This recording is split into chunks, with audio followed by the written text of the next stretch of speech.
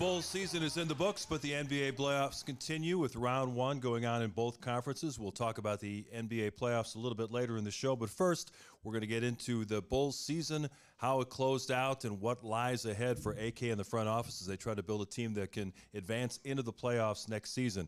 If you're watching on YouTube today, you can see that our running mate, Timmy's not here. Timmy Whispers is doing a trade show downtown Chicago, I believe, right? He's in the city? Yeah, he's in the city trying to make some money. Trying to save his business? Yeah. You say he's trying to save his business?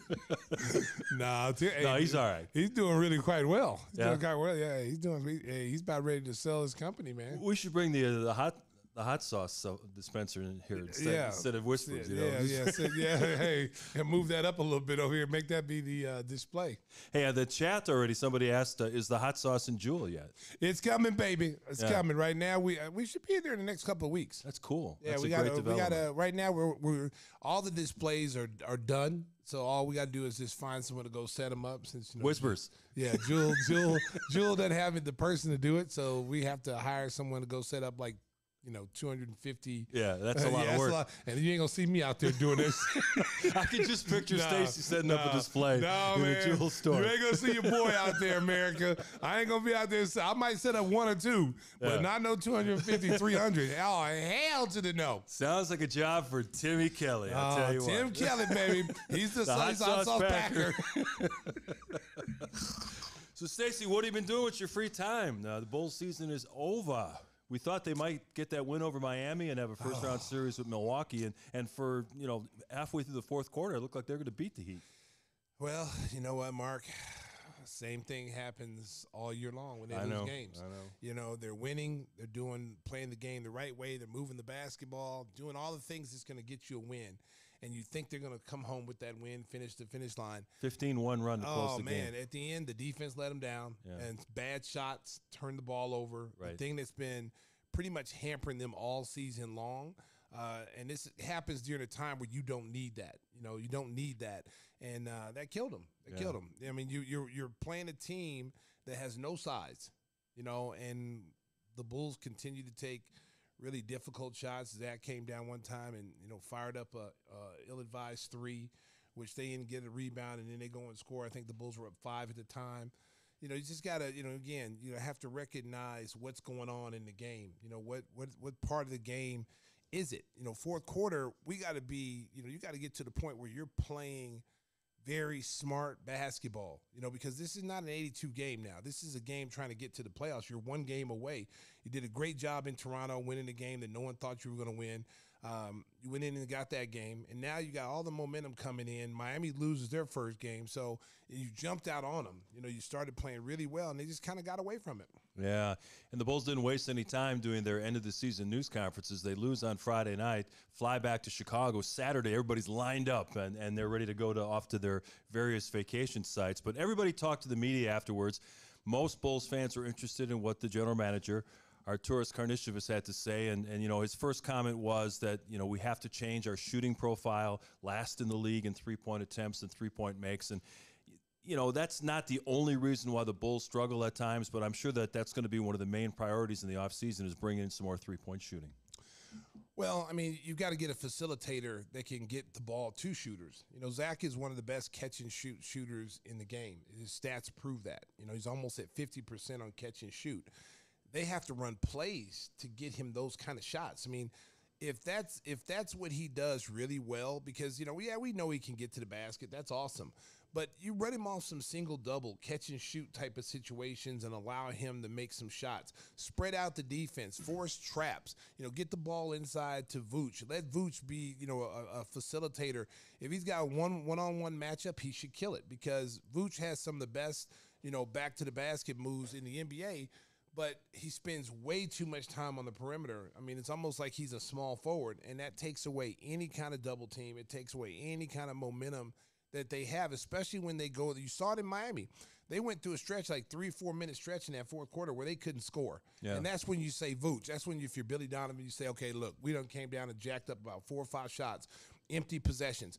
Vooch, I need you in the paint. We're going to run through you. Go kill Bam Adebayo. Kill him. He can't stop you. Can't stop you because Bam wasn't really playing well. He had like 17 rebounds, but offensively he wasn't really doing anything, and he hasn't really done anything against the Bulls this season in the regular season against them. So get inside. Let's get us some buckets. Go one-on-one with Bam Adebayo. Now, when you start to kill him or the switches, now you take advantage of the switches. If you saw the Atlanta series against Miami, the one thing they did is pound them inside. John Collins and, Clint Capella. What they did and the Bulls didn't do is whenever they had a matchup in the post and you had a guard like Strus, or if you had, Gabe on them, or if you had, Tyler Hero on the big person and they were fronting, Miami likes to front the post. So what Atlanta did was run the big man up to the elbow, open area, and then drop high-low to him. The Bulls never recognized that. There was never any high-low action where they could get the ball from the top and then dump it over the top to Vooch. All the perimeter players just kind of stood around, and that element was taken away, which really plays into the hands of Miami on the defensive end. Well, look what the Bucks did in Game 2 of their series against the Heat. They started the game by going into Brook Lopez, lobs over the top, easy baskets right at the rim. Let me tell you something, man. I'll take Brook Lopez any day of the week. I know, seriously. Yeah. I'm serious, man. This, the guy plays big. No matter where he's at on the floor. Yeah, he takes threes, but he knows when he goes inside and the ball's dished to him, he's a 7-footer, 280, 90 pounds. He's going there trying to punish the rim. He's trying to score inside. Does he take threes? Yeah, his game has evolved where he can be a viable three-point shooter. But where he kills you, he's so big. And you saw it, in Game 2. They just dominated the Heat. And then what happens, Mark, is when you score so easily inside, it opens up three-point shooting. They wind up tying an NBA record for three-point shots. Because what did Miami do when Brook Lopez was killing inside or they were posting up their guards? They came back into the defense and they kind of ran a shell. Yeah. And then that ball was moved around the horn so quickly, Miami couldn't recover. And those are wide open Jays. I mean, Drew Holiday hit a few. Grayson Allen, Pat Connaughton finally got himself going. The guy, the Ingles that looks like Joe he's Ingles. drunk. Looks like he's 50 years old. Yeah. Hey, Joe Ingles like he just came out of the bar, man. Like, I'm open. Nobody knows. He threw in how 5 dry threes. I am. Yeah, it's and crazy. he hit 5 threes. Yeah. I mean, but if you're the Bulls, you're seeing these kind of things. Joe Ingles coming off like I think a Achilles or a ACL injury. Yeah, he had an Achilles. Yeah, so he comes back and people were just giving the write off because he was already slow. So they figure, well, man, he no Achilles, he's gonna be a lot slower than he was. Yeah. But the man can shoot. And there's a lot of shooters out there. You just have to be able to get them, where it's affordable. Where people talking about Duncan Robinson. Yeah, Duncan Robinson's a great three-point shooter, but do you want to be having that $90 to $100 million contract on your books? No, thank you. Nah. I'm over there talking to Kyle Korver right now. I'm like, Kyle, come on out, brother. Come on. Got another year left in you. $8 million, baby. I need you to knock down some threes. The original hot sauce man. Well, we put up a quote earlier about DeMar DeRozan, and he was a little bit defiant in his session with reporters. Saying he's going to shoot more threes next year, and he conceded that as I get older, my game has to evolve. But he says, only 36 people have scored more points than me in NBA history, so I'm good with the way I play. Stacey, this is just my opinion. I think either Zach or DeMar is going to get traded because they don't have any other real assets to try to get some of those draft picks back and maybe to get a legitimate power forward so you can move Pat Williams to the 3. Well, you know what? I mean, that's a legitimate statement. But listening to AK and what he was talking about and reading between the lines, it's like he's bringing everybody back. I hope not. Especially the core group of guys. Because you got to remember, Vooch is a free agent this summer. Yep. DeMar has one more year on his contract. Zach just got paid, and then you got to pay Kobe White. So the Bulls are, if they keep all these guys, you're looking at them going into the luxury tax. Just with their own guys. With their own guys. Without adding exactly. anybody. Yeah. So you have to ask yourself, if you're AK and those guys, that's why they get paid the big bucks. Realistically, if we come back with the same roster and not have Lonzo back, and because it looks like Lonzo's going to probably be out a long, long time, even next year. He might be sit out next year for the whole season. We don't know that. But he's having a procedure that really no one has ever done before, So we don't know what his status is. So, you got to ask yourself,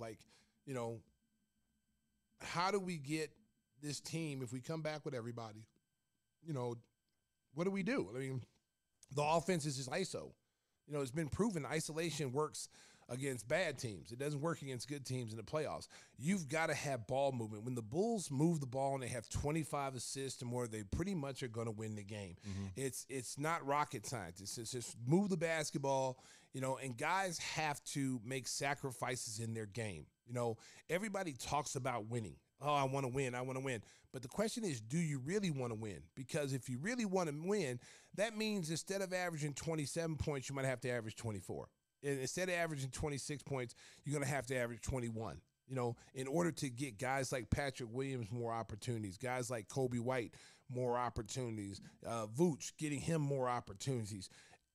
Focus on the defensive end. Focus on being able to stop your man. Because I tell you what, Mark, I've been saying this from day one. I hate the NBA defense right now. All this switching, it's mismatches every night, and guys see it every single night, so they know how to attack it. That's why you see so many threes, because they're switching bigs on smaller players and they're getting wide open looks. They can't move their feet to stay in front of these guys. Well, what happens is that you got to help the big guy, because the guard breaks the big man down at the top of the circle because the big guy can't move his feet. Now, guys like Bam and Giannis can move their feet, so you don't have to help out as much. But, you get guys like Vooch who gets beat off the dribble, almost every play. Now your defense is scrapping up, trying to stop the dribble penetration. Then what happens is like the ball's kicked to the corner. Now guys are scrambling. Who goes out? Is it me that goes out, or do I take the roll man? Guys have to know their assignments. Like if I'm the guy who stops the leakage, the cut to the basket, then that means I got to leave my man in the corner. I got to leave a Grayson Allen or Connaughton in the corner to stop that drive, that drive down there by, Brook Lopez or Giannis. And that means someone's got to rotate out to my guy. A lot of times the Bulls get so confused on who they're covering, because every single time down the floor, they're totally guarding someone different every single time. They never actually stay on their man. When we talk about, I hate to be that guy where, get off my lawn, but I am that guy, America. Get off my lawn, okay? Old school defense where you got to guard your guy. Stay on your man. So when you're breaking back defensively, you've got to get up, pick up your man. If the guard's bringing down the floor, get up and play him full court, like a Javon Carter for Milwaukee. He comes in, turns the tempo up. He's picking up full court. He's forcing the defense to utilize some clock, taking away some options. Bulls got to do that a little bit more. They got to have more fast break opportunities. And again, an offense that will predicate, outside shooting, where guys can get their feet set and square up and shoot the basketball. When you see our guys getting three-point shots, they're taking guarded three-point shots. They're taking, shots off the bounce where they're dribbling and they're forcing up shots. Those are not good three-point shots. And that's why you see in that, I think it was the Miami series, we were 8 for 28.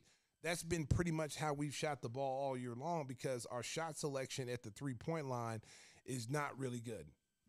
Yeah, you talk about AK's press conference, and he showered praise on Nikola Vucevic, saying that, he played really well this year. It's definitely a guy they want to re-sign. But when Vooch went to the podium to answer questions, he was a little more guarded. He said, yeah, Chicago will get priority, but I'm going to look around to see what's out there. Do you think the Bulls will be able to find a price point they're comfortable with to bring Vucevic back? Or at this point, with trading all they did to Orlando to get him, they almost have to bring him back? Mark, that's a good question, because you got to remember, Vooch is like 34 years old, and he's at a point right now in his career. This is his last big contract, so that's what he's looking for. He played all 82 games this year. He's a double-double machine. So on paper, if you're a team looking at, Vooch, and you just go by stats, you just go by him playing 82 games and him having a double-double every single night, a team will get fooled by that.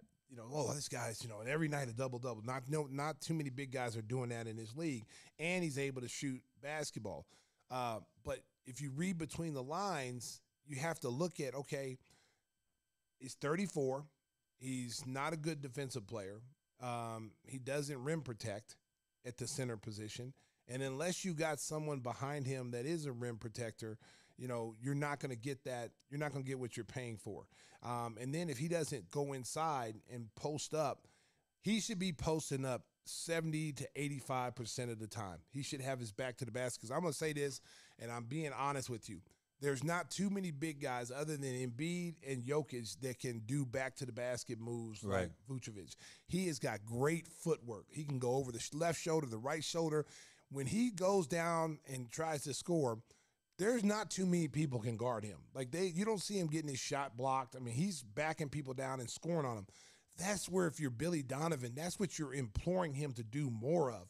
Like you're such more dangerous when you're versatile, going inside and outside, not spending more time on the perimeter. That drives me crazy. That drives me crazy, especially when the Bulls are struggling offensively and we need him inside. He's kind of floating around like a three-point shooter or just passing or screening. He needs to be a focal point in the offense. One way or the other, if he comes back here, he needs to be a focal point. Billy Donovan needs to make him a focal point in their offense and not just a ball mover or floor spacer. So the big question is going to be, you mentioned it earlier, is someone has to run the show to facilitate this entire offense. Coby White played exceptionally well all season, especially in the second half of the season where he showed that he can run the offense, he can make good decisions with the ball. The questions with Coby White are, A, can he be your starting point guard in the NBA? And B, what's the price point, again, that you're comfortable with to bring him back? Well, you know what? We're going to find out. Because, he's a restricted free agent. Mm-hmm. And someone, there's a lot of people that love his game. He's a big guard. He really made huge strides this year. His ball handling, I've been saying from day one, he's now an elite ball handler.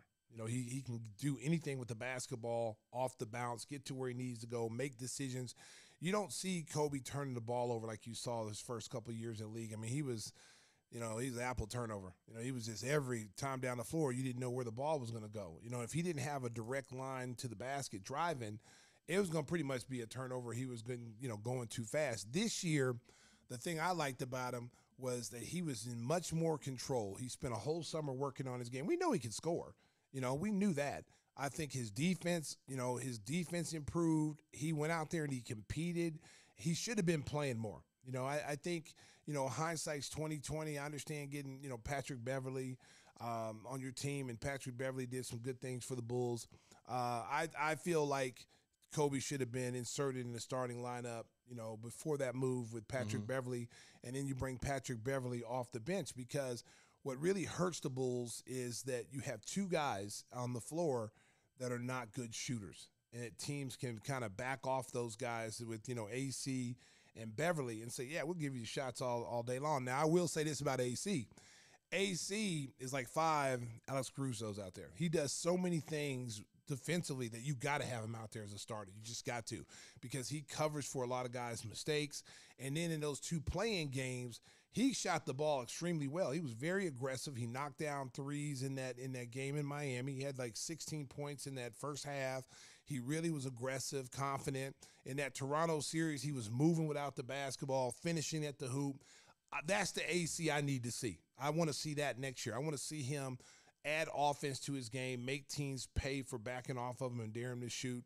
But like I said, Coby, I think, Mark, honestly, he could be your point guard. He's 6'5". He's super quick. He plays defense. He has an understanding of the offense.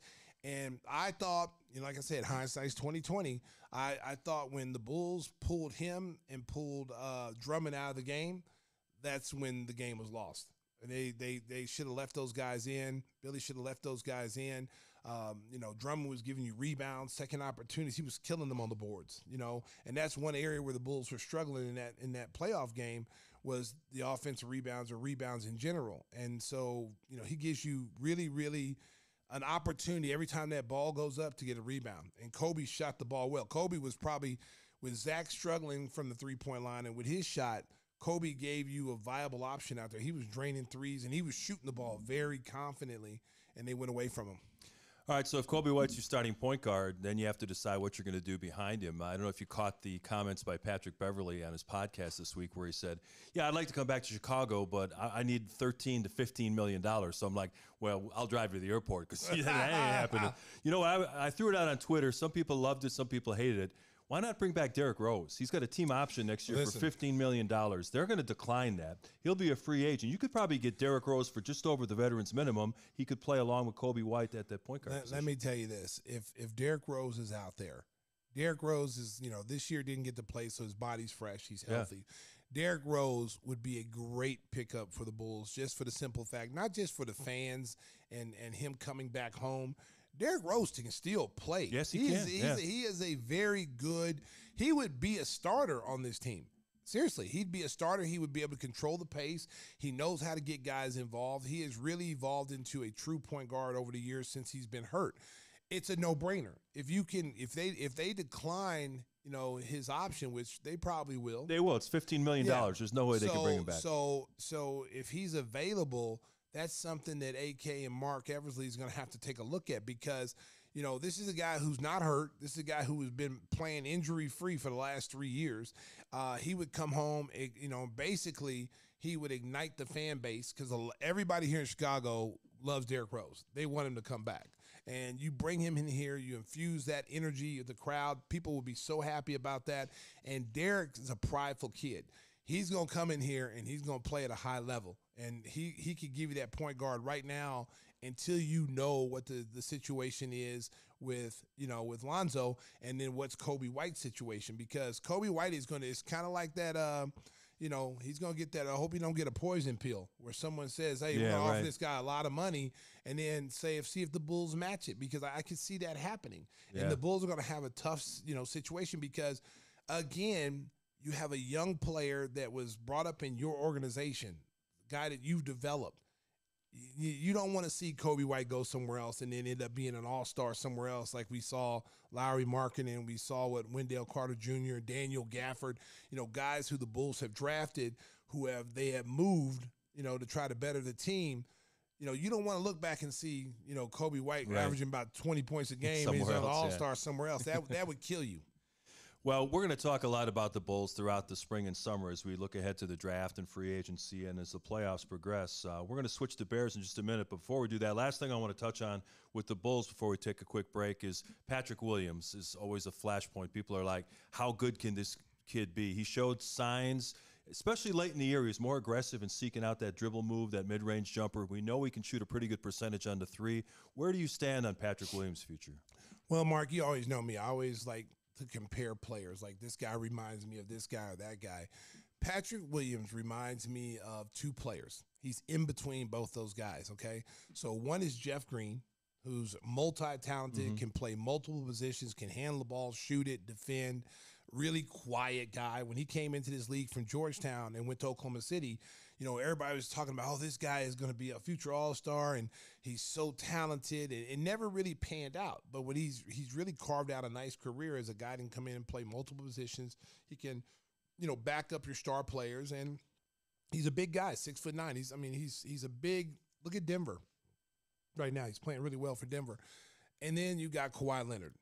Okay, that's where Patrick Williams is in between now. Somewhere in between. Somewhere in between. Is he Kawhi Leonard? No, he's not Kawhi Leonard. There's not too many Kawhi Leonards. You can see Kawhi Leonard is basically won that first game by himself without Paul George. Now he's basically going to be out tonight. Yeah, he sprained his knee. That's bad news. That's a bad night. He may be out for the rest of the series. But defensively, the Bulls have a 3-and-D guy in Patrick Williams. Okay, now we're expecting Patrick Williams to do this every single night. He's supposed to. The coaching staff has to implore him to do it every night. You've got to give him some plays. You got to say, hey, you know what, Pat? We're going to post you up tonight. You're going to have a mismatch. We're going to put you in the post. He's got a great post-up game. He's worked with DeMar. He's kind of got a DeMar DeRozan mid-range game, but he shoots the three ball better than DeMar. He's probably arguably the Bulls' best three-point shooter behind Zach. And I think he's even better than Vooch. So he's a 3-and-D guy. But I think next year they got to let him handle the ball. They got to put the ball in his hands. He's got to be able to get the ball off the glass, initiate the offense, start the fast break. He needs to start playing downhill like he's LeBron James, Luka Doncic. These guys like Giannis, who these guys get the rebound and go. Yeah, these guys who overpower the defense because of their physical strength. LeBron's like a freight train. Giannis is like a freight train. Those guys get the ball. They don't care who's in front of them. Their body and their length is going to go right through you like you're a wet paper towel. Patrick Williams has that body, 6'9", 230, 240. He's got a man's body. He can do those things. How many times have you seen a guy dunk on people? Yeah. So they got to give him more opportunities next year. Yeah, and as we look ahead to next season, we know that our good friend Jeff Vukovic will be behind the Bulls come thick or thin, and we're looking forward to great things in our partnership with Jeff. And so if you have some insurance needs for your auto, home, and business, make sure you contact the king of insurance, our buddy nationwide agent Jeff Vukovich. You can reach him at jeffvuk.com. That's jeffvuk.com. And Stacey, do people stop you on the street and ask you to sing the jingle? Yeah, quite a bit. Mark, quite a bit. I can be in a supermarket somewhere. So I was like, give me the jingle. Yeah, nationwide, can you sing it? Can you sing it? So I said, no, you got to wait till you get to the podcast. That's the only time I'm singing it now. So nationwide is on your side. We're looking forward to a big offseason ahead for the Bulls. And don't be misled by some of the things AK said, that they like the core and they're going to try to bring guys back. What else is he going to say? He's going to play his cards close to the vest. I predict you're going to see some big moves from Arturas Karnisovas this summer. Coming up next, we're going to talk about big moves ahead for the Chicago Bears. The NFL Draft is just days away. We are going to be joined by my friend Dionne Miller, who I work with at ABC 7. She covers the Bears every day. She covered the Combine in Indianapolis. We'll get her thoughts on the NFL Draft and a whole lot more when Gimme the Hot Sauce rolls on. The NFL Draft is a 24/7, 365-day-a-year operation. And I know ever since the Bears season ended and they wound up with the number 1 pick, people are wondering, what are they going to do with the number 1 pick? Well, half of that question has been answered, but the other half comes up in just about a week or so. The NFL Draft starts on Thursday, April 27th, and our special guest, Dionne Miller, will be at Hallis Hall to cover all the proceedings. Dionne, thank you so much for making time for us. I understand you had to fight traffic and terrible weather to get here, and we appreciate you making the effort to join us. Look, this is such a treat for me, and I'm so honored that you guys asked me to join. Thank you. I am actually going to be in Kansas City for the first night of the draft, which I'm super jazzed about, and then I'll be at Hallis Hall next Friday to see what they do following that first round. It'll be interesting. I honestly, guys, I like that they traded back. I get nervous when people say that they might trade back even further because we didn't suffer through 10 straight losses to not get something great towards the top of the draft, is how I feel. Like at home, I'm thinking 9 even feels like it's a bit far away from where they need to be, but they just have so many holes that I feel like they can't miss whatever they do. I mean, hopefully they'll start in the trenches on both sides of the ball, but they have to get it right. They have to get it right. So what did your daughter need? I saw she scampered in to get something, and then she scooted downstairs. She can't hear you, so she brought me a charging cord because we just want to make sure that we have that we can relieve that part of the anxiety for me, that I do have power to my Dionne's so busy. She's working all the time. She's got 2 beautiful children, and probably have to make dinner before you get out of here, right? Oh, you guys, I walked in the door. This is just a peek into my life, right? Like, so I walked in the door at like 6:07, and literally right now, 2 different meals are in the oven. There you go. With a timer set, and I was just like, answer the bell when it rings. Like, take something out of the oven. I gotta go. This is my life all the time. I feel you. I mean, it's being a parent. You know, it's one of the best jobs in the world, but it's one of those jobs you get no credit for. Never ends, yeah. You get no credit for. Never ends. I tell people that all the time. I'm like, they're like, how was your weekend? I was like, when did I have a weekend? Like, nothing stopped. I just like goes one thing into the next. But it is the greatest job I have. It's my favorite. They are my favorite people in the world. Like, it is awesome. I love being a mom. So that's awesome. Anyway, nothing about the Bears, but that's just real life. That's real life.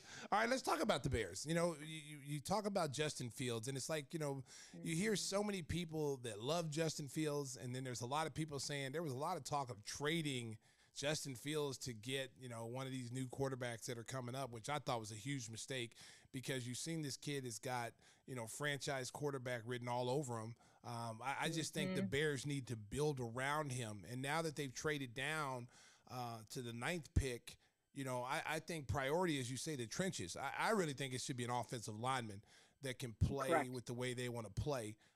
Build a line, protect this kid, give him an opportunity to succeed, because he's already shown you the ability to play without a really good line and still be productive and make things happen. You think the same thing?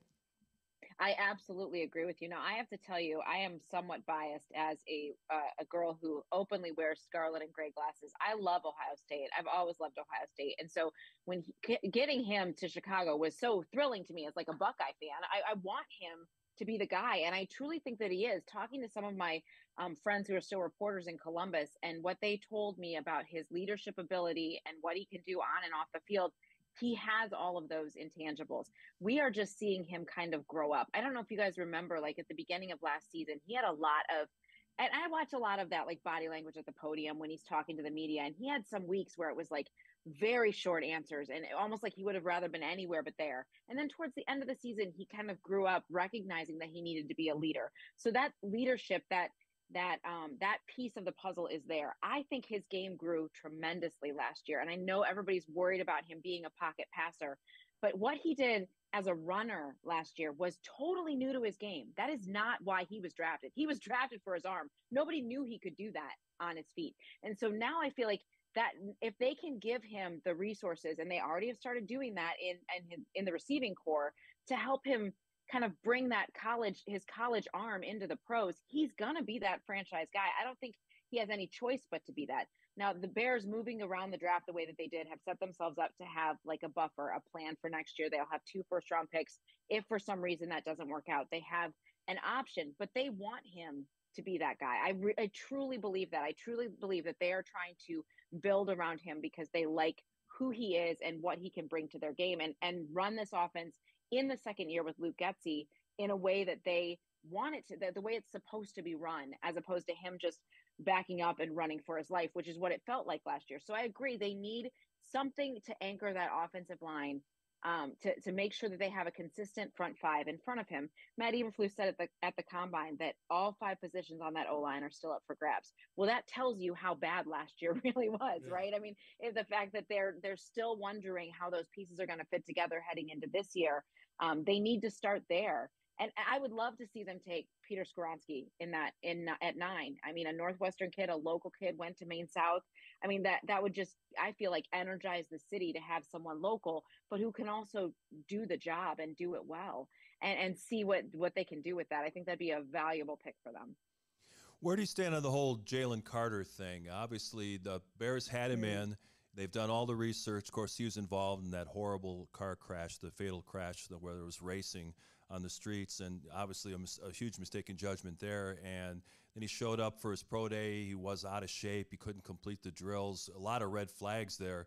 Do you think Ryan Poles is just doing his due diligence, or do you think they would take him if he somehow slides to 9? What's remarkable, not alarming, more remarkable to me is that his talent is next level, right? I mean, arguably some of the best in the draft. And he had said just this week on Real Sports, he said that no team that he's talked to has really talked to him about that incident. At least that's what he said publicly. So how willing are teams, the Bears, to say, okay, we're going to put that aside and just recognize that what you bring to the football field is what we're going to draft you on. The fear I have with the Bears drafting a Jalen Carter is they don't have a veteran on defense that could kind of take him under their wing and help him grow as a person, because I think a lot of it is maturity, right? Like the talent is there, what to do with it, how to navigate when you aren't in a city that is obsessed with college football and like you're the pro team, right? Like how do you take that and become an adult in that role and with that kind of fame and popularity?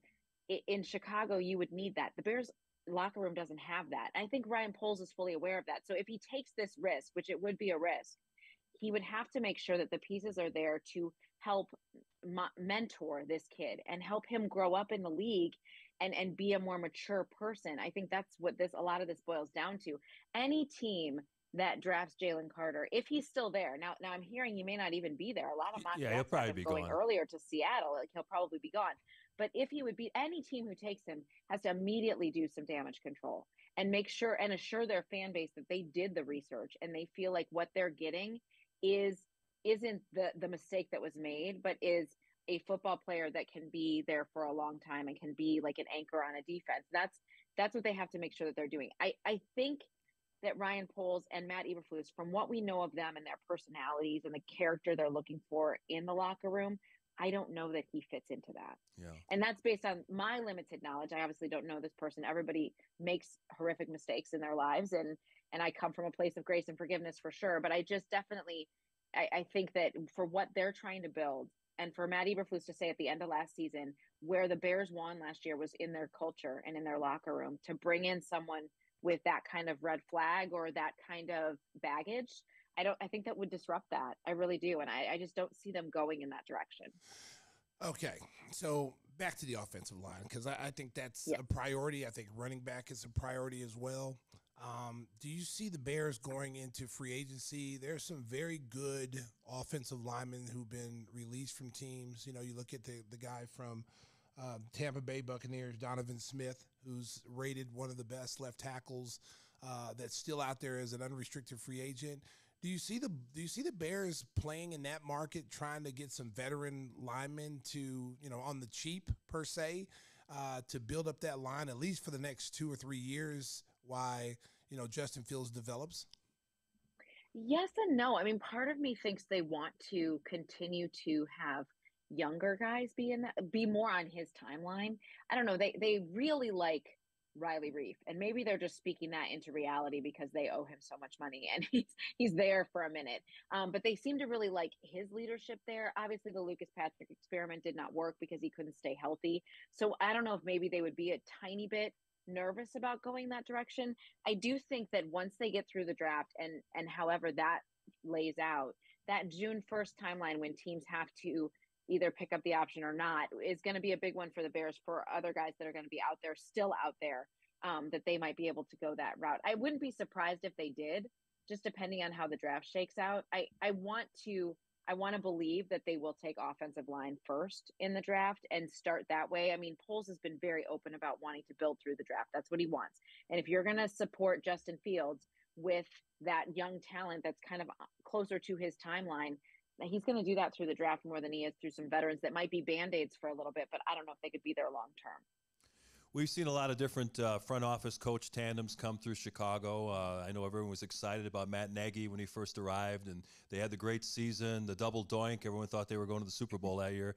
Now we got Ryan Poles and Matt Eberflus and Kevin Warren, the former Big Ten commissioner, is the new president. Are you confident, Dionne, that this trio can lead the Bears back to prominence in the NFC North? Okay, Mark, you know me well enough to know that my glass is always full and overflowing. So There you go. I believed in all the coaches they brought in.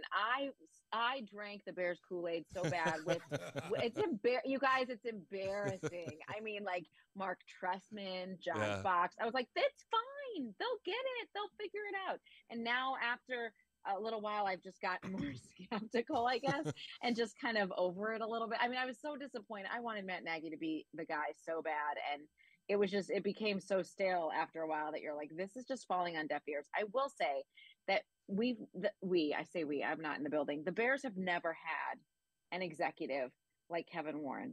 They've never had somebody that well connected in the NFL.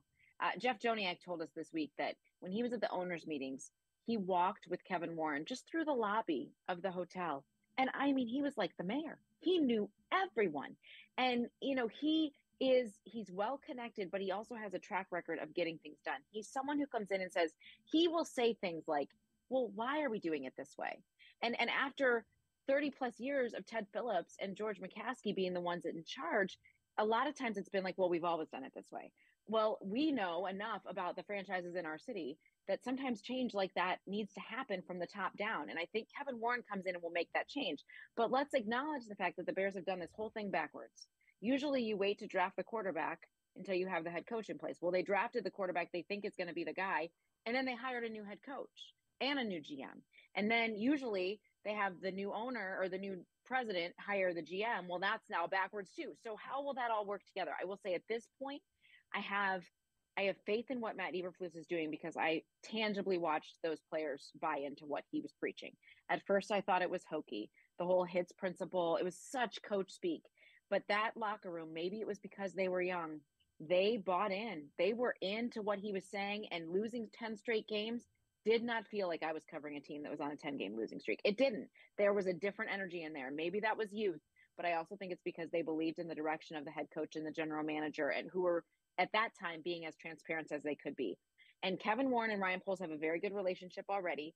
If Kevin worries about the stadium and that side and allows Ryan to continue to build the team in a direction and vision that he seems to already have laid out, I think it can work. It would be nice to not have front office turnover in any capacity for a long time. I think a lot of the teams we see be successful consistently, it's because they don't make those changes every couple of years.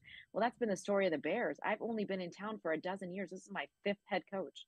Like, that's Right. outrageous, Wow. right? Like, that's a lot. That's a lot. And there's probably twice as many offensive coordinators in that time.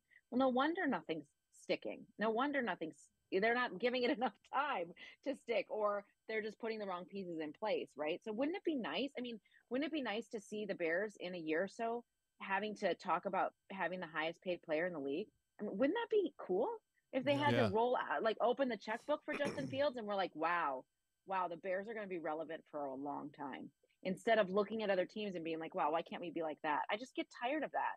I get tired of it. Yeah, when you look at the NFC North, I mean, this is an opportunity, especially if Green Bay, loses Aaron Rodgers and they start the kid Love as your quarterback. Detroit surprised a lot of people last year, but the NFC North is kind of open now that Aaron Rodgers is out of that league.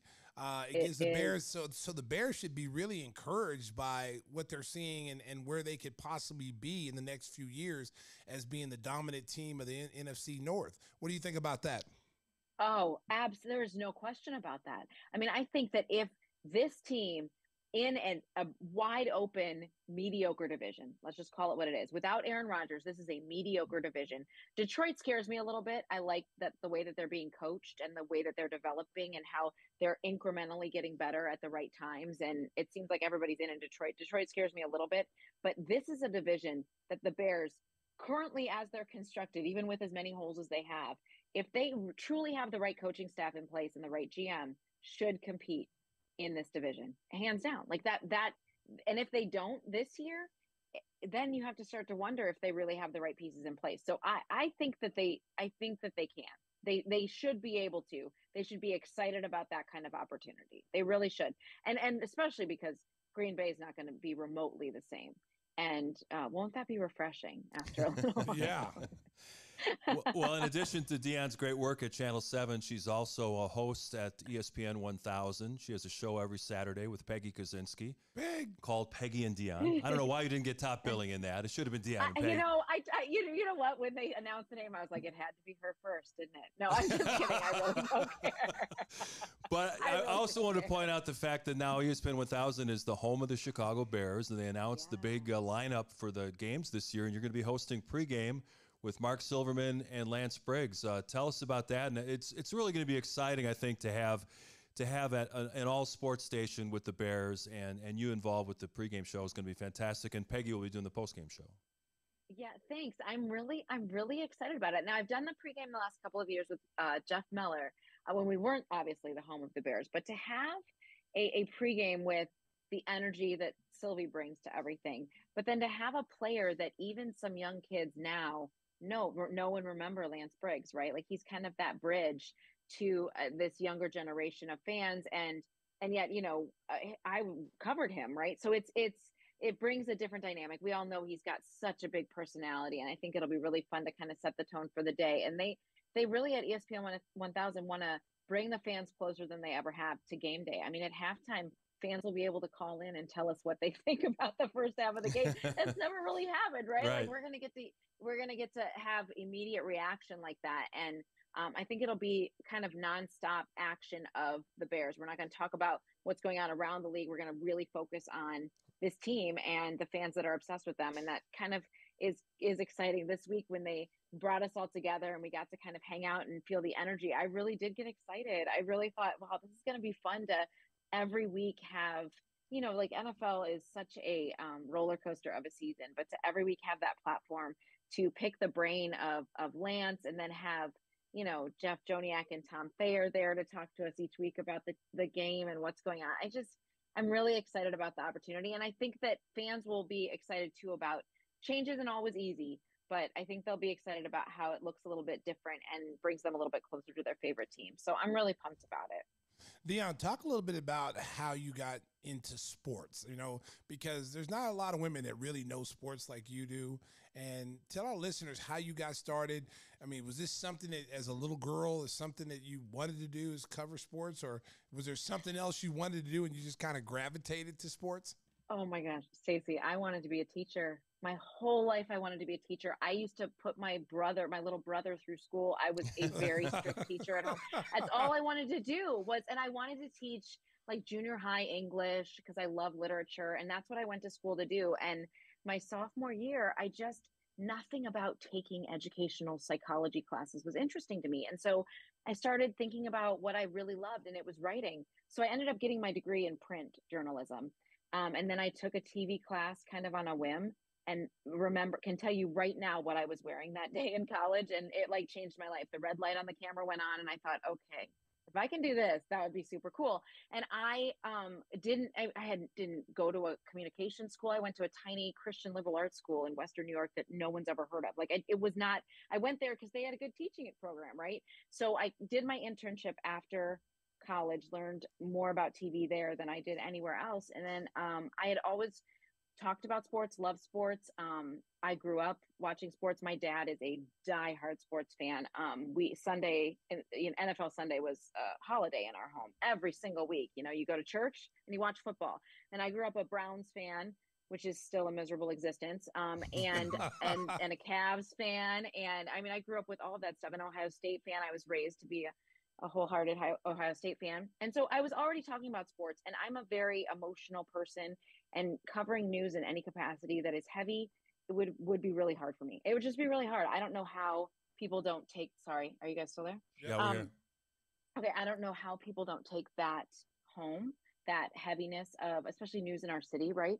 And so sports, I was already talking about. I was the only one in my college house watching SportsCenter all the time. So it was something that I genuinely enjoyed. And once I learned that I could actually make a living talking about sports, I thought, well, this is something I have to try to do. And so I interned after college, got my first job in Billings, Montana, and then bounced around all over the country. And then when I was in Columbus, Ohio, is the first time I got to, San Diego, I covered a little bit of pro sports, but I worked in Columbus, Ohio for 5 years and got to cover the Cavaliers. I always like to preface it by saying I did 2 years before the first decision, and then the miserable 2 years after the decision. So I did pre and post game show for 26 straight losses, you guys. You guys know that I've is been so there. hard to do. I've been there. Yeah, I've been there brutal. too. It's brutal. I've been there it's too. Brutal. Try to call a game. Bad. Try to call 82 games, and you don't know if you're gonna win. I know, you're putting lipstick on a pig like every night. It's really rough.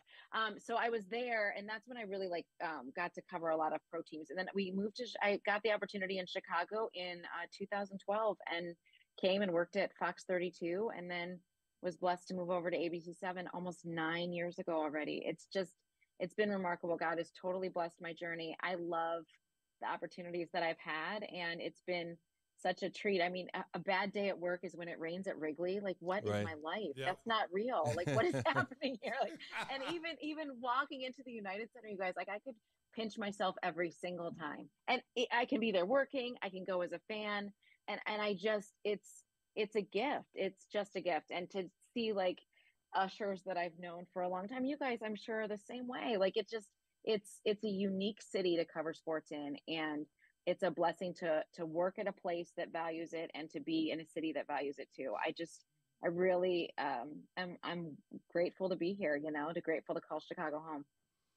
Well, I'm grateful to be able to get a chance to work with you every now and again. And I know all the viewers in Chicago just love to see your smiling face. And it's great that you're also doing the work at ESPN 1000 as well. I don't know where you find the time. And before those buzzers go off and the fire alarms go off because your dinner's burning, we're gonna let you go to make sure you get your kids fed. And thank you so much, Dionne, for joining us. It was really a pleasure. What a treat, you guys. Thank you so much for having me, for real. It means a lot. Thanks. Dionne, be ready. We're going to send you some of my gourmet hot sauces. Yes. Good. And I want you to give us your assessment of them when we send them to you. So they're really good, too. I just want to throw that out there. I don't like to toot my own horn, but they are very, very delicious. I don't doubt it 1 minute, and I cannot wait to try. So thank you so much. Thanks for coming on, Dionne. Dionne awesome. Miller, our special guest on episode 126 of Gimme the Hot Sauce. Wow. We are going to continue after a quick timeout. Rolling on, and Stacey, Dionne, one of the nicest people in the world. It's amazing the schedule she keeps. On Sunday she does the Bears pregame show, and then she goes upstairs and anchors the 5 and 10 sports. So she's working all the time. It's crazy. I tell you what, she's one of the best in the business. You can just see like she enjoys her job. A lot of energy. That's what I like about her. Anytime you watch her on TV, she got that beaming smile. The energy's there. No matter if the team won or lost, she's and there's always, a lot of losses. There's a lot of losses, and she. We gotta let the Sriracha crew over there laughing. That's terrible. But she's we're all suffering through Chicago sports right now. It's been tough. Yeah, it's been tough, man. It's been tough. But she always brings energy. That's what you want to see. Yeah, absolutely. We promised we're going to talk a little bit about the NBA playoffs. I don't know where you want to start. I mean, maybe first with the injuries. I mean, it's crazy. Some of the star players, John Morant, Giannis got hurt in the Miami series. Now Kawhi Leonard out with a sprained knee. You know, teams are trying to wrap these guys up in bubble wrap, and it doesn't work because you get in these high-pressure games, and immediately we're getting star players going out with injuries. I tell you what, man, it's drink some milk. Yeah, just drink milk. Just drink milk, man. This is, you know, some of the injuries are unpreventable. You know, the John Morant going up in the air, getting undercut, falling on his wrist. That's unpredictable. Kawhi Leonard hurting his knee. Maybe his knee's not 100%, but he looked really, really good since he's been back. They've amped up his minutes. He was playing close to 40 minutes a night with the Clippers, and then just a one bad step. Yeah. Now he may be out of the playoffs. Paul George is out of the playoffs, so their two best players are out of the playoffs. We don't know if Kawhi is going to be out. We don't know when Paul George is going to come back, but it doesn't look like Paul George is going to make this series. Not in that series, no. Yeah, if he makes if they win this series and gets the next one, he may come back. And the Bucks held Giannis out the last 2 weeks, thinking, well, we'll get him fresh for the playoffs, and then Kevin Love undercuts him. He lands on his tailbone. Yeah, you know what though? Listen, America.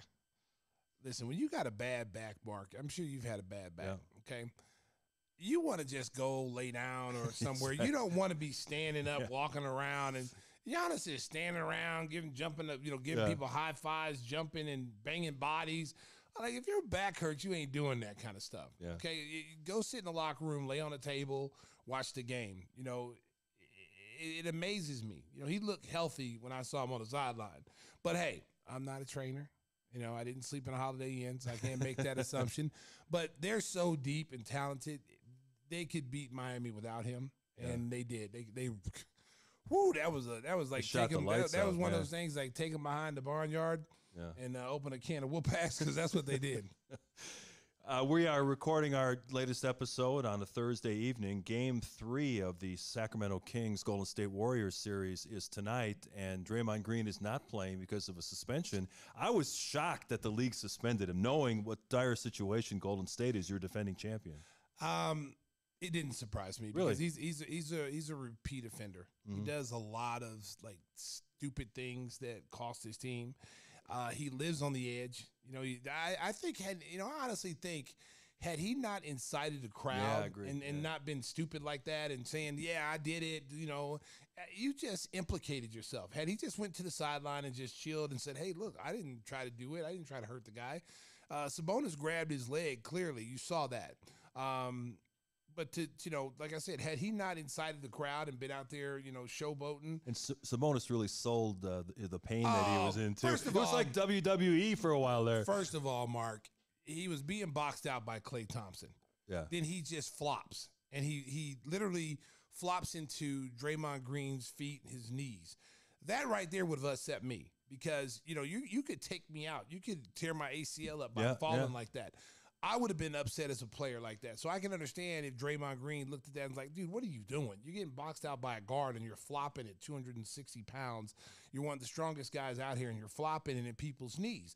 And then and you have the audacity to grab my leg as I try to get over you. Now, had that not been Draymond Green, I don't think a person gets ejected. He might have got ejected, but I don't think he gets suspended. But he's such a repeat offender. You talk about hitting people in the groin, kicking people in the groin, Steven Adams, LeBron James.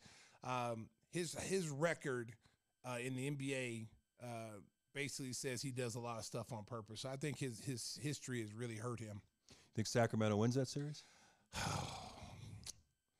There's something about Golden State playing at home that says that this series, even without Draymond Green, is going to be a tough game to win without Draymond Green because he does so many things for them to win. The rebounding, the passing, getting guys open shots. I just think it's going to be 2-2 going back to Sacramento. And you got to remember, now it becomes a 3-game series. And Golden State's been terrible on the road. You're going to have to win a game in Sacramento, whether it's game 5 or game 7. Game 5 is the pivotal game. If you can win game 5, most likely you're going to win game 6 in Golden State. So that's what they got to take care of tonight. They got to get Jonathan Kuminga playing well. They've got to make up for the loss of Draymond Green. You know, getting rid of Wiseman hurts them. You know, they don't have a lot of size. You know, you got Wiggins back, so, you know, Wiggins may play a little stretch 4. But they got to plug that hole. Steph Curry's got to shoot better than he did. You know, Klay Thompson has to shoot better than he did. When they're making shots, they're tough to beat. Some of the series look like they're total mismatches. Denver had to struggle to win game 2, but they're probably going to take care of Minnesota very easily. Boston and Philadelphia have 2-0 leads in their series. They're going to win those easily. The one series that, to me, that's really compelling is the Knicks and the Cavaliers. I mean, that's 2 evenly matched teams, and that one could go 7 as well. Yeah, I expect it. The Knicks did what they were supposed to do, win one game on the road. That's the whole objective when you're a team that doesn't have home court advantage. You've got to try to, you know, get one of those 2 games at home, which they did. They got game 1. But then you saw Cleveland come back and put it on them in game 2. You know, Donovan Mitchell is a superstar. You know, he's clearly a superstar. And when they get both him and Garland playing at a certain level, a high level, they're tough to beat, plus they're bigs. And I don't see the Knicks winning this series. I just don't. Yeah. Over in the West, I think now that Kawhi Leonard is out with the sprained knee, if he's going to miss multiple games, Phoenix will probably take control of that series. We mentioned Denver. The Lakers-Grizzlies series all of a sudden got interesting. Even without John Morant, Memphis found a way to win game 2. And how about Dillon Brooks saying, I'm okay with poking the bear, saying LeBron James is old, unless he could put 40 on me, I don't want to hear about it. Let me tell you something. This is when you say the GOAT comparisons. You would never hear anybody say that about Michael Jordan. No chance. Nobody, No chance. Not one player during that era would ever challenge. Even the superstar players would not challenge Michael Jordan like this. LeBron, and I love LeBron's game. He's going to have to come out and make a statement against Dillon Brooks. He's going to have, and Anthony Davis is going to have to play better than what he played in that game too. Anthony Davis, as great as he is, disappears in big stretches of games. Like, you know, anytime he gets hit, you just, oh my God, he's going to be out 2 weeks. You know, he's always getting hurt, whether it's getting hit in the face, getting hit in the arm. I can't feel my arm. You know, I mean, he's always getting hurt. But in order for them to win and beat, you know, the Memphis Grizzlies, their 2 superstar players are going to have to play well. Austin Reeves is going to have to give him something. LeBron has to be on a statement mode this game. He has to, you're going to guard me, Dillon Brooks, I'm going to show you can't guard me. You're not on my level. I think he's going to open up a can of whoop ass. Yeah, he should. He should, because, you know, you got this guy. You know what? Dillon Brooks is taking a page out of Lance Stevenson, you know, exactly, Patrick Beverly. He's got that playbook. He's very annoying, you know, and the guy is not a bad basketball player, but his play on the Memphis Grizzlies is not that impactful. Where he's impactful, where he thinks he's impactful, is being a jerk. You know, just doing things, trying to get under guys' skin. And, you know, that could cost a team against, like LeBron James. LeBron James could come out here and go, you know what? If we lose, I'm going to get this dude 50 tonight. And he's not a lockdown defender either. No. You know, he's a low percentage shooter. He's an okay player. He's a good, you know, a solid starter in the NBA. But it's not like he's some superstar all defensive player who's going to lock down LeBron James. Well, and the crazy thing about it was he got way too much attention for that game. And LeBron still had 30, I think, and played really well. It was just Anthony Davis not answering the bell. Game, yeah. So you didn't like you stopped LeBron James. LeBron James still killed you, okay? But, you know, you're walking around, sunglasses on, you know, you got your shirt off and you got a jacket on. Sometimes you're wearing Daisy Duke shorts, you know, doing interviews like Steve Austin. You know, I mean, come on, man, just play the game. You know, a lot of these guys, you know, they have to do these antics to be relevant. You know what I'm saying? So him talking trash, no one's talking about him if he's not talking trash. No one's even saying anything about his game because his game doesn't warrant you to talk about it.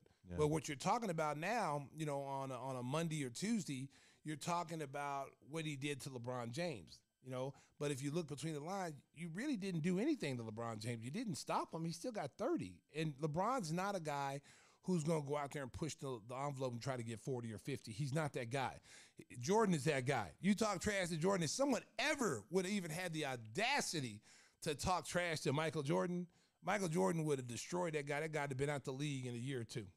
Last thing we want to talk about basketball. Did you see the photos of Lauri Markkanen reporting for duty? Got his head shaved, the Finnish army. I saw that. That's a stand-up dude. You know? Hey, listen, those guys living in these European countries, they have to do that. Giannis had to do it for the Greek national army. These guys have to do that. That's part of the deal, So kudos to him. Here he is now, probably had the best season of his career, turned into a superstar, overnight, in Utah. And there he is right there with the locks. I think he's doesn't have those anymore. They're gone. Yeah, but he said he'll have them back soon because he likes the curly hair. And I'm really glad to see Lauri playing well, man. He was one of my favorites when he was here, the finisher. Yeah. The kid is a great kid. He's a family-oriented guy. He's got, babies now, and he's really matured. I just wish he would have been able to stay here and do the things that he's doing there because I think we could use him right now. How do you think his wife feels? He's playing NBA basketball for 6 months, and he goes, I'm going to Finland to be in the Army. You can take care of the kids now. Well, I'm sure they got him at a desk job. He's not out there. Yeah, I know. He's not out there in the hot sun walking with a backpack. He's not doing any child care either. No, he's not doing any child care. She's probably saying, I didn't sign on for this. But you know what? You keep making all that money, baby. I can pay for a nanny. Well, what we like to close the show with is give you some tips on maybe some good things you can watch on TV or in the movies. It's brought to you by our friends at Biggers Mazda. The segment's called What Are We Watching? And Biggers Mazda's sizzling new Elgin location at Randall Road is the biggest Mazda store in the state of Illinois. Biggers is offering a bottle of Stacey's signature hot sauce with first test drives of new or pre-owned vehicles. It's your choice, everything from the coolest SUVs to the stunning Miata. So join the fun at 2100 Randall Road in Elgin at Biggers Mazda. Tell them Timmy Whisper sent you, and they'll probably escort you off the property. No, that's his good friend, Jim Lecter, so he'll make sure to take good care of you. And so, Stacey, you got any recommendations for the Yes, folks? I just saw a movie with Gerard Butler and my man Kotler from he did. I think he was that superhero Luke or something, where he's a superhero. But it was a great movie. It was Butler was a pilot, and they were flying. There he is, right there, the plane. Okay. They were flying, trying to. The black guy's a prisoner, so they're flying him to a prison in another country, and the plane goes down, and then they both had to rely on each other to survive. They were fighting against some terrorists. They landed on an island with some insurgents, and they kidnapped. They wanted to withhold all the Americans because they could hold them for ransom. So they went there and asking everybody, "Are you American? Where are you from?" And then after about the second person, when they said I was from China, and they shot him, that's when I would have known to say I was from America. Even if I didn't speak language, I've been New York City. You know what I'm saying? So it was a great movie. At the end, it was a little cheesy because they had 50 miles. They had to fly this jet which had crashed, and they had to get off the island. And the jet supposedly wasn't going to be able to fly. They had no mechanical things. They were just flying naked. They get off, and he gets it off the ground. They're supposed to fly 50 miles, and it probably took 2 seconds to get from one part of the island to another. Right. It was the shortest 50 miles I'd ever seen in my life. They literally got up in the air and then they landed. The magic of film editing. And then the biggest thing, Mark, is see that guy right there, the black guy? Yeah. He didn't die. Wow. They didn't kill the black guy. Every movie, the black guy, the hero, is always the first to go. So I commend the plane. They allowed him to be to the very end. They still didn't kill him, and I shout out to them. I think Gerard Butler probably made that happen, but that was awesome. So did you finish Beef? You were telling us about that last week. No, Mark, I gotta go to that, man. I gotta finish that. But Beef is still good though. It's really good. Yeah. Yeah, if you're looking for something, Netflix has got so much good stuff right now. I mean, there's all kinds of stuff. Hulu, there's a lot of stuff on Hulu and all that stuff. If you're looking for something funny that's really light, half-hour episodes, Unstable with Rob Lowe, it's a comedy. He's a guy that's a world-renowned scientist trying to save the world with these green initiatives, but he's a little bit unstable, as the title suggests. So he's got a crazy crew of people working with him. It's fun. It's a half hour. And every now and again, you know, we get tired of watching all these serious shows and killing and death and stuff. So check it out. It's only 8 episodes. You can get through it in one night if you want to. So that's my recommendation. I started watching the last season of Barry on HBO, you know, with Bill Hader. Yeah. Where he's he's from Oklahoma. Is that right? Yeah, he's from Oklahoma. And this last season is going to be dark. I just watched the first episode. Man, oh man. I mean, Bill Hader has gone from a guy Saturday Night Live doing all these crazy characters. That's one of the most serious roles that anybody's ever had. Yeah. And he's taken his lumps, and he got beat to hell in the first episode. Yeah, I took a recommendation from Tim, you know, to watch Debbie Does Dallas, and oh yeah, I thought it was a regular show. Yeah, I didn't know. Just thought it was a regular show. It was a regular show. I didn't know. Mark. I'd never heard of it. And what are the odds that Tim would recommend something like that? Well, because he's a freak like that. He's a freak. And America, let me tell you something. It is a classic. I think it's like 19 or late 70s, early 80s. Yeah. Like, you know, she did it, huh? She did Dallas. I'll tell you right now. If you're children, don't go see that. Don't go look see for that. Yeah. Don't listen to whispers, man. Don't listen to whispers. Just like whispers. I'll tell you another movie. That's a real dark movie. Is Winnie the Pooh. What? There's a Winnie the Pooh. Did you see it, Francisco? Okay. So they got a horror movie with Winnie the Pooh with a little pig. Don't do that. Oh man, man. It ain't no joke, boy. Winnie the Pooh ain't no joke.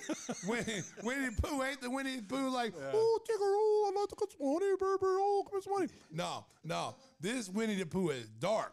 He's not sticking his fingers in the honey jar. He's looking for something a lot stronger. No, he cutting people's heads off.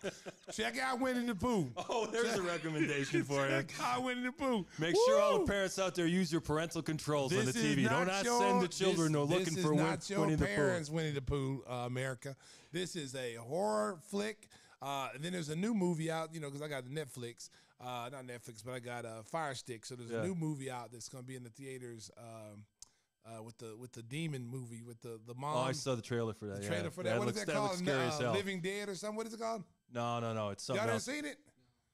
Yeah, that looks pretty terrifying. Woo! Yeah. Hey, Mark, the previews were scary. I know. I was like, oh, Lord, I don't think I'm going to go to this game. Yeah. A lot of times I be at home, you know, I hear noises in my house, and I'm like, hey, if I see that movie, oh, baby, I don't know what I'll do. It was kind of creepy.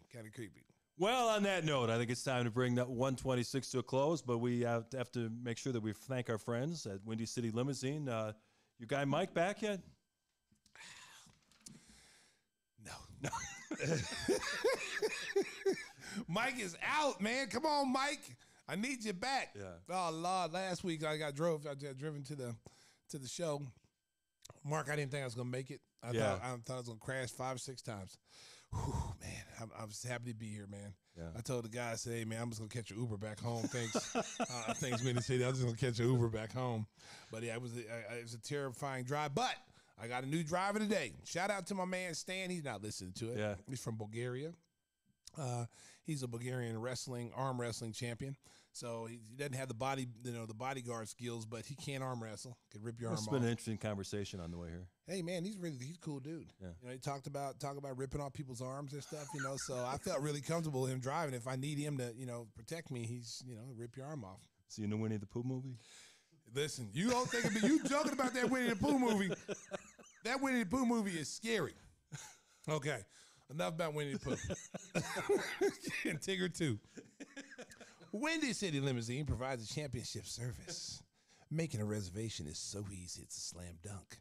Let Windy City break the full court pressure of traffic and get you to your destination in style and on time. Contact Windy at 847-916-9300. That's 847-916-9300. Or visit us online at windycitylimos.com. And for all your hot sauce needs, make sure to check out GimmeTheHotSauce.com. Our guy, Timmy Whispers, will make sure he packs that sauce with love and send it out your way. He loves to pack it. And coming soon to your local Jewel Osco, where Very soon. Timmy's going to set up the displays. Yes. Hey, does Eeyore buy it in the Winnie the Pooh thing, or is he like a henchman? Or listen, all the little characters. Piglet. They're all in it? They're all in it. Piglet. They're all wielding knives? Christopher Robin. Yeah, he's bad. He turned bad. Christopher Robin is not bad. He took them in, and that, just like the regular story. Yeah. Like he took them in, and then Christopher Robbins left them. Was his last mistake. Yeah, and so they had to survive on their own. They had to kill for food. They were left by themselves, and they turned evil. Oh, you got to watch it, man. Hey, Winnie the Pooh, America. Lovely little covey, all stuffed with fluff. No. He's Winnie the Pooh. Winnie the Pooh got an axe. He's cutting off heads. I'm just throwing that out there, okay? And when he's hiding in the dark, and then how like when the lightning strikes, say boosh, and then you see his figure in the door with an axe. I'm like, okay, I can't watch this, man. I'm sorry. No. My childhood days of Winnie the Pooh. This ain't my childhood day right now, baby. So all kinds of recommendations from Stacey on what are we watching. Boy, we've run the gamut on that one. Want to thank the Sriracha crew. Want to thank our special guest, Dionne Miller. And we'll come at you with a new show next Thursday. So now the season's over, we're going to settle into routine until we switch to Mondays, which we've been talking about. Right? We may switch to Mondays. We'll keep you advised. We'll keep you advised. Yeah. Whatever, you're going to get a show every week. There you go. So, when you think it's over, all my people on Instagram, I was on Instagram Live today talking to, Bulls Nation. Right.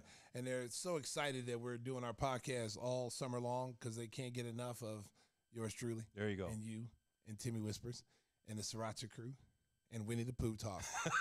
So make sure you like and subscribe. I want to build up those YouTube followers. I want to thank everybody that was watching the live show and participating in the chat. And a brand new episode coming your way again next Thursday. Stacey, got any final message for the folks? Bulls Nation, drive home safely. That's all I can tell you right now. Bring us home, LL Cool J. Oh, my goodness. It's only preseason, but